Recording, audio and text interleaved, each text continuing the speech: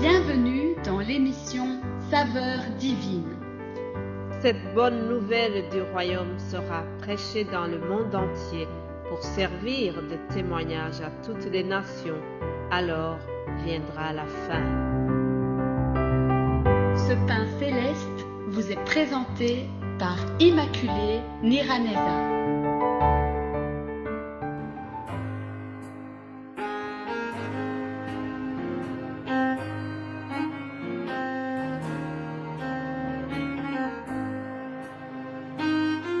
Je vous salue très chers amis, vous tous qui écoutez l'émission Saveurs divines. Que la grâce et la paix vous soient données de la part de Dieu, notre Père, et de la part de notre Seigneur Jésus-Christ. Béni soit le Dieu et le Père de notre Seigneur Jésus-Christ, qui nous a bénis de toute bénédiction spirituelle dans les lieux célestes en Christ. Alléluia. Ah, que Dieu vous bénisse abondamment, chers amis. Nous entrons dans la dernière semaine du mois de juillet. C'est vraiment une grâce, c'est une bénédiction de la part de notre Père Céleste si nous sommes encore en vie. Alors, je souhaite que ce que le Seigneur a prévu pour vous pendant cette dernière semaine du mois de juillet, que cela vous arrive et que l'ennemi ne vous vole rien de vos bénédictions célestes. Alléluia. J'ai la grande joie donc de commencer cette semaine avec vous. J'espère que vous avez passé un bon week-end. J'espère que les émissions que nous vous proposons, ça vous édifie, ça vous enrichit et ça nous prépare tous pour aller dans le royaume des cieux, pour aller à la rencontre de notre Seigneur. Alléluia. Merci à vous tous pour votre attention. Merci à toutes les personnes qui prient pour cette émission, qui prient pour les serviteurs de Dieu, qui vous partagent les messages. Merci pour tout ce que vous manifestez comme gentillesse, comme tendresse à l'égard de la saveur divine. Que Dieu vous bénisse abondamment. Alors, la semaine passée, les 2 dernières semaines, nous avons présenté les paraboles concernant le royaume de Dieu. Et cette semaine, nous allons voir une prière, la prière que notre Seigneur Jésus-Christ a enseignée à ses disciples. C'est la fameuse prière universelle qui est connue sous le nom de Notre Père. C'est une prière très riche, chers amis. Savez-vous que plusieurs ouvrages ont été consacrés seulement à la prière de Notre Père? Ah oui, et nous allons consacrer peut-être 2 semaines aussi sur cette prière pour voir ce que le Seigneur a voulu enseigner à ses apôtres lorsqu'il leur demandait de faire cette prière. Voyons rapidement le contexte dans lequel Jésus-Christ donne cette prière. Il s'agit donc d'un moment où Jésus-Christ est en train de donner, je dirais qu'il leur donnait comme une petite formation. Vous savez, parfois même dans nos lieux de travail, il arrive que les travailleurs reçoivent un petit séminaire, une formation pour se mettre à jour dans les connaissances. Alors, Jésus-Christ, on dirait qu'il leur donnait aussi une formation. Alors, il leur a dit, vous avez appris qu'il a été dit, tu aimeras ton prochain, tu haïras ton ennemi. Mais moi, je vous dis. Et puis, il a continué au verset 5. Il a dit ceci. Lorsque vous priez, ne soyez pas comme les hypocrites qui aiment à prier debout dans les synagogues et au coin des rues pour être vus des hommes. Je vous le dis en vérité, ils ont leur récompense. Alors Jésus a continué en leur donnant un modèle de prière. Au verset 6, il dit, « Mais quand tu pries, entre dans ta chambre, ferme ta porte et prie ton Père qui est dans le lieu secret, et ton Père qui voit dans le secret te le rendra. » Et puis Jésus-Christ a continué en donnant donc les instructions sur la manière de prier. Ainsi, il est arrivé au verset 9 en leur disant, « Voici donc comment vous devez prier. » Et le Seigneur a entamé donc la prière de notre Père. Alors il a commencé en disant « Notre Père qui es aux cieux ». Ce lundi, je voudrais souligner surtout ces deux mots, « Notre Père ».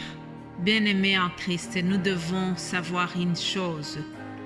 Invoquer le Père de cette manière, cela implique que Dieu, en qui nous croyons,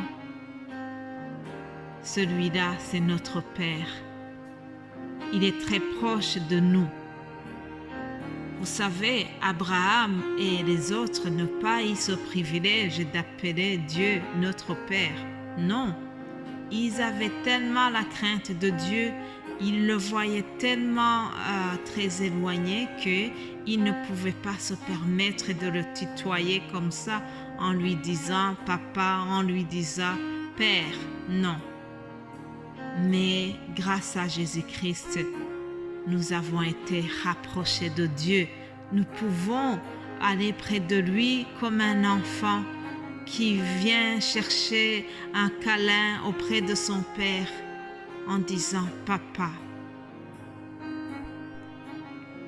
Lorsque nous disons « Notre Père qui est aux cieux », ça veut dire que nous reconnaissons que Dieu est élevé, que Dieu n'appartient pas aux puissances de ce monde qui passe.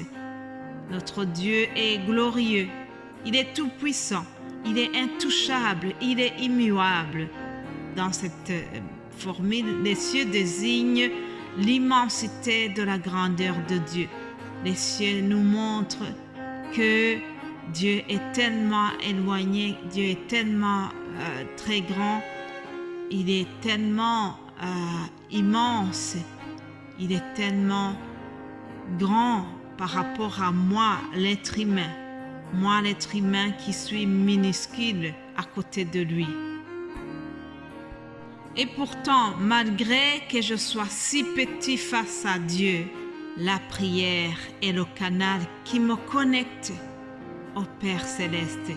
Vous savez, même Jésus-Christ, quand il était avec ses disciples, il se mettait souvent à part et il allait prier le Père et il adressait directement ses prières à Dieu. Il n'avait pas d'intermédiaire entre lui et le Père. Alors, il nous enseigne aussi que nous devons nous adresser directement au Père, nous devons entrer en relation avec notre Père sans chercher des intermédiaires. En effet, depuis que le Christ est venu, puis qu'il est mort et ressuscité, Christ a tracé le chemin qui mène à Dieu directement. Par lui, nous avons accès auprès de notre Père. Alléluia. Mes bien-aimés de Dieu, notez bien ceci. Invoquer notre Père, cela suppose que celui qui le prononce a réellement le statut de l'enfant. On ne peut pas dire notre Père si on ne croit pas qu'on est l'enfant de Dieu. Alors, ne confondez pas les choses. Tous les humains ne sont pas nécessairement les enfants de Dieu. Pour être enfant de Dieu, il faut le devenir. Dans l'Évangile selon Jean, chapitre 3, nous voyons Nicodème et Jésus-Christ lui a expliqué comment devenir enfant de Dieu. Il lui a dit qu'il fallait naître de nouveau. Il faut naître de nouveau. Il faut naître d'eau et d'esprit pour devenir enfant de Dieu et pour pouvoir dire notre Père. Pour être enfant de Dieu, il faut avoir reçu Jésus-Christ comme son Sauveur et son Seigneur. L'Évangile selon Jean chapitre 1 verset 12, il est écrit « Mais à tous ceux qui l'ont reçu, à ceux qui croient en son nom, elle a donné le pouvoir de devenir enfants de Dieu. » Alléluia, lesquels sont nés non du sang, ni de la volonté de la chair, ni de la volonté de l'homme, mais de la volonté de Dieu. Amen. Voilà comment nous devenons enfants de Dieu, de notre Père et de notre maman physique. Nous naissons physiquement, mais aussi nous devons naître spirituellement et c'est un choix que nous faisons. La naissance spirituelle, c'est quelque chose que nous décidons et nous devenons enfants de Dieu. Voilà, chers amis, je vais continuer demain et je termine ici en vous souhaitant d'aspirer, chercher à devenir enfant de Dieu si vous ne l'êtes pas encore. Que Dieu vous bénisse abondamment. Nous allons nous retrouver demain. Amen.